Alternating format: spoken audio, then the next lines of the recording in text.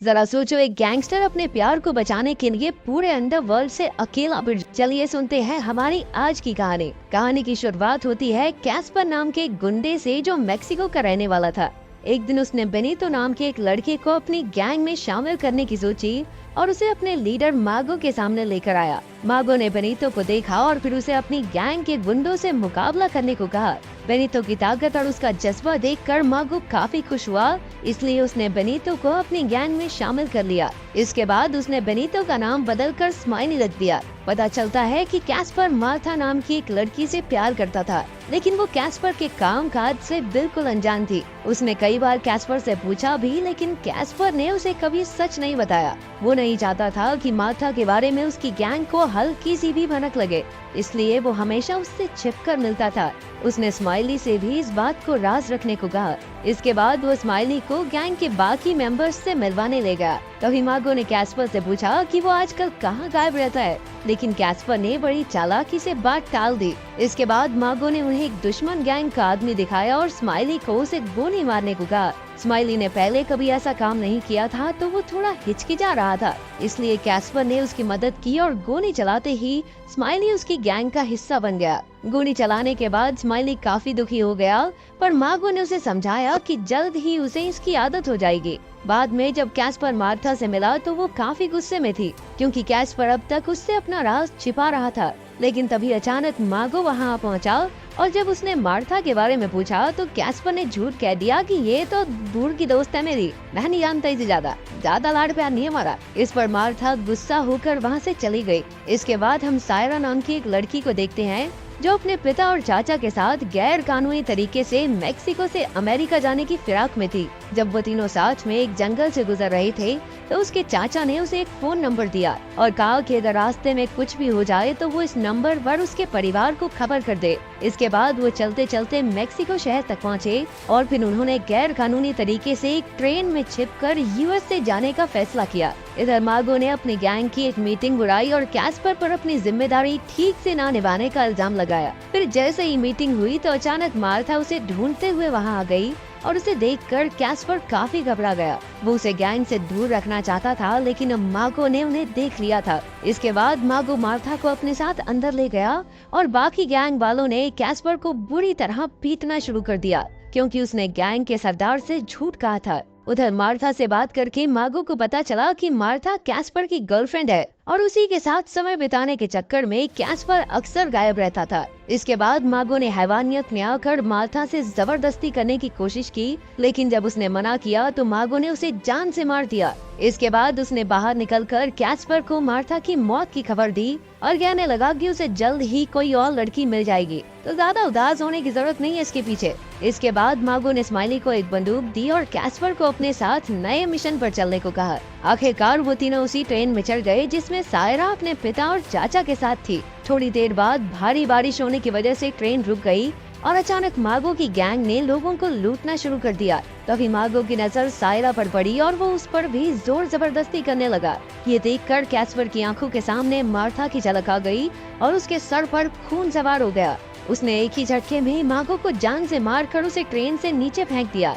ये देखकर स्माइली भी तुरंत वहाँ से भाग निकला और बाकी सभी यात्री कैस्पर से डरकर आराम से बैठ गए। फिर अगली सुबह दो लोगों ने कैस्पर पर हमला करने का प्लान बनाया, लेकिन सायरा ने उनका ध्यान भटकाकर कैस्पर की जान बचाई। उधर जब स्माइली ने वापस लौटकर अपनी गैंग को मागो की मौत की खबर दी तो एल सानो नाम के गुंडे को लगा कि स्माइली भी कैस्पर से मिला हुआ है। वो गद्दारी के जुर्म में स्माइली को जान से मारने ही वाला था कि स्माइली ने उसे वादा किया कि वो कैस्पर को ढूंढ कर लाएगा।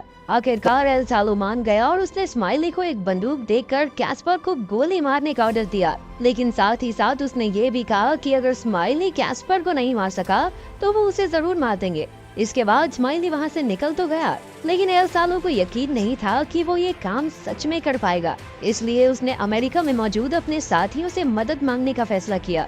उधर कैस्पर ट्रेन में ही सवार था जब एल सालो ने उसे मैसेज करके जान से मार डालने की धमकी दी। उसे कुछ समझ नहीं आ रहा था कि अब उसे क्या करना है, पर तभी सायरा ने वहाँ आकर उससे बातचीत की और उसे खाना दिया। कैस्पर ने हिचकिचाते हुए खाना लिया और उसे अपना असली नाम बताया। इसके बाद ट्रेन आगे बढ़ती रही और एक स्टेशन पर कैस्पर ने अपना फोन नीचे गिरा दिया। क्योंकि वो जानता था कि एल सानो इसके जरिए उस तक पहुंच जाएगा। इसके बाद जब ट्रेन अगले स्टेशन पर रुकी तो सायरा ने एक बार फिर से कैस्पर से पूछा कि वो कहाँ जा रहा है, पर तभी उसके पिता वहाँ आकर उसे डांटने लगे। वो नहीं चाहते थे कि सायरा एक हत्यारे से बात करे, लेकिन सायरा ने उन्हें समझाया कि कैस्पर जरूर किसी मुसीबत में है, इसलिए उन्हें उसकी मदद करनी चाहिए। पर उसके पिता कुछ सुनने को तैयार नहीं थे, इसलिए सायरा गुस्से में वहाँ से चली गई। उधर मेक्सिको में स्माइली डैनी नाम के एक और गैंग लीडर से मिला और उन्हें बताया कि वो मारा गैंग का मेंबर है। वो चाहता था कि डैनी कैस्पर को ढूंढने में उसकी मदद करे, जिस पर डैनी फट से राजी हो गया।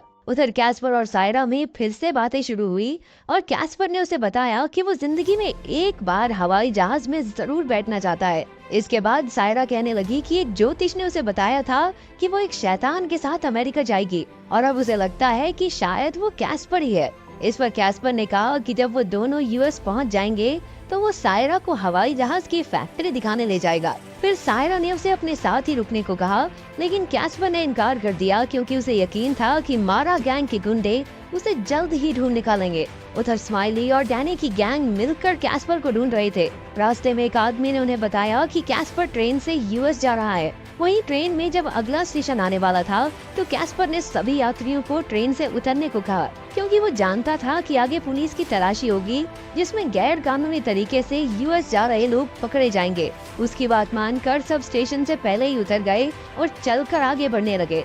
तभी अचानक कैस्पर को उन गैंग्स के गुंडे दिखाई दिए जो उसे मारने के लिए ढूंढ रहे थे। उसी वक्त गुंडों ने भी उसे देख लिया और वो उसका पीछा करने लगे, लेकिन कैस्पर किसी तरह छिपकर उनसे बच निकला। आखिरकार थोड़े समय बाद वो स्टेशन के आगे से ट्रेन पर वापस चढ़ा और तब उसकी सायरा के परिवार से भी दोस्ती हो गई। लेकिन जैसे ही सब आसपास वाले सो गए तो कैस्पर ट्रेन से उतर गया। इसके बाद वो यूं ही इधर उधर घूमने लगा क्योंकि उसे समझ नहीं आ रहा था कि उसे आगे कहाँ जाना चाहिए। लेकिन तभी उसने देखा कि सायरा भी ट्रेन से उतरकर उसके पीछे पीछे आ गई थी। अब कैस्पर ने दौड़कर उसे ट्रेन तक पहुंचाने की कोशिश की, लेकिन तब तक ट्रेन जा चुकी थी। अब कैस्पर को काफी चिंता होने लगी क्योंकि अगर सायरा उसके साथ रही तो वो गुंडे उसे भी मार डालेंगे और अब उसके पास कोई और चारा भी नहीं था। इसलिए वो सायरा को लेकर अपनी एक दोस्त जैस्मीन के घर पहुंचा और सायरा को सही सलामत अमेरिका पहुंचाने के लिए उसकी मदद मांगी।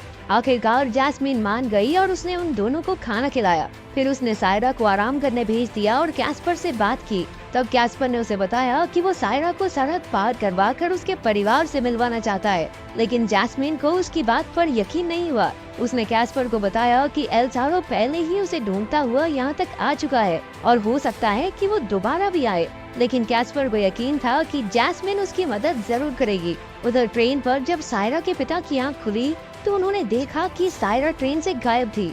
उसके चाचा ने कहा भी कि उन्हें रुककर सायरा का इंतजार करना चाहिए, लेकिन क्योंकि वो जानते ही नहीं थे कि सायरा इस वक्त है कहाँ, इसलिए उन्होंने ना चाहते हुए भी आगे बढ़ने का ही फैसला किया। वहीं दूसरी ओर जैस्मिन कैस्पर और सायरा को अपनी गाड़ी में छुपाकर सरहद तक ले आई, जहाँ से वो अगली गाड़ी पकड़कर यूएस पहुँच सकते थे। लेकिन उनके निकलते ही उसने कैस्पर को धोखा देते हुए एल सालो को उसका पता बता दिया।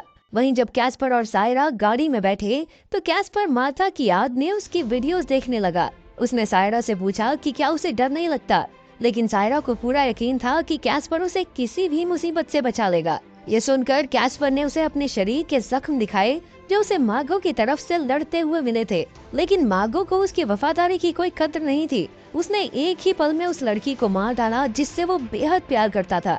कैस्पर को लगता था कि उसकी जिंदगी तो बर्बाद हो ही चुकी है और अगर सायरा उसके साथ रही तो उसकी जिंदगी भी तबाह हो जाएगी। खैर फिर वो गाड़ी में छिपकर किसी तरह चेक पॉइंट से आगे निकल आए, पर जैस्मीन के खबर करने के बाद एल सालो के गुंडे भी कैस्पर के पीछे पीछे आ गए। उधर यूएस जा रही ट्रेन पर अचानक पुलिस तलाशी लेने पहुंची तो सायरा का बाप तो उन्हें देखते ही भाग निकला, लेकिन इस हड़बड़ी में वो अचानक ट्रेन से गिर गया और उसकी मौके पर ही मौत हो गई।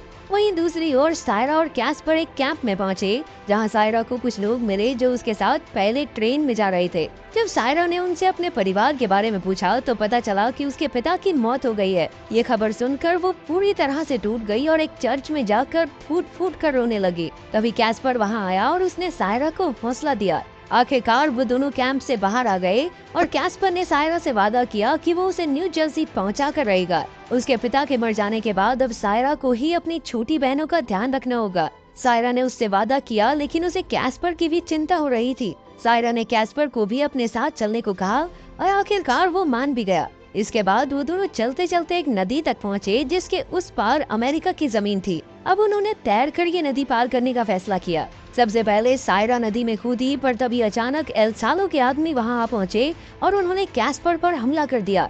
कैस्पर तुरंत वहां से भाग निकला, लेकिन अचानक उसके रास्ते में स्माइली आ गया और उसने एक ही झटके में कैस्पर को गोली से उड़ा दिया। जब सायरा को गोलियों की आवाज आई तो उसने देखा स्माइली और बाकी गुंडों ने कैस्पर के चीथड़े उड़ा दिए थे। कैस्पर को अपनी आंखों के सामने मरता देख वो एक बार फिर से टूट गई। उसने नदी पार की और फिर पूरी रात नदी किनारे बैठी रही। फिर सुबह होते ही वो अमेरिका में घुस गई और वहां पहुंचकर अपने परिवार वालों को फोन किया। इसके बाद हम देखते हैं कि कैस्पर को मारने के इनाम में स्माइली के होठों पर गैंग का टैटू बनाकर उसे गैंग का एक परमानेंट मेंबर बना लिया गया। चाहे कैस्पर मन से अच्छा हो, लेकिन मासूम लोगों का खून तो उसके भी हाथों पर था।